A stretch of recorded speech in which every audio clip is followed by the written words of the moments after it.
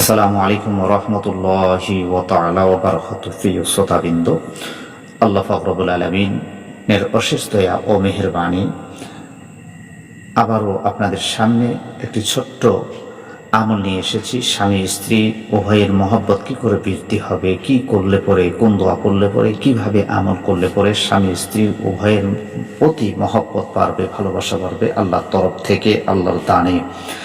সেই দোয়াটি আপনি কিভাবে পাঠ করবেন, কতবার করবেন এবং কিভাবে করতে হবে আপনাদেরকে বলে দেই।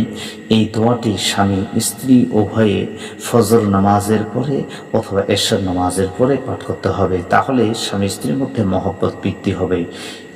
আর দোয়াটি ছাড়াও আরও অনেক আল্লাহ পাক কোরআনুল কারিমে দিয়েছেন। এছাড়াও আপনি এই দোয়াটি পাঠ করতে পারেন, রাব্বানা হাব লানা মিন আজওয়াজিনা ওয়া যুররিয়াতিনা কুররাতা আইয়ুন ওয়াজআলনা মিনাল মুত্তাকিনা ইমামা। এই দোয়াটিও পড়তে পারেন, কিন্তু যে দোয়াটি আপনাদেরকে শিখিয়ে দেব সেটি হলো আল্লাহুম্মা আল্লিফ বাইনা কুলুবিনা, আল্লাহুম্মা আল্লিফ বাইনা কুলুবিনা। এই দোয়াটি মাত্র তিনবার স্বামী স্ত্রী উভয়ে যদি পড়ে, উভয়ের প্রতি এত মহব্বত কারো হবে, এত ভালোবাসা সৃষ্টি হবে, উভয়ের ছোটোখাটো ঝগড়াঝাটি, ছোটোখাটো বিবাদ সব কিছু শেষ হয়ে যাবে ইনশাআল্লাহ। আর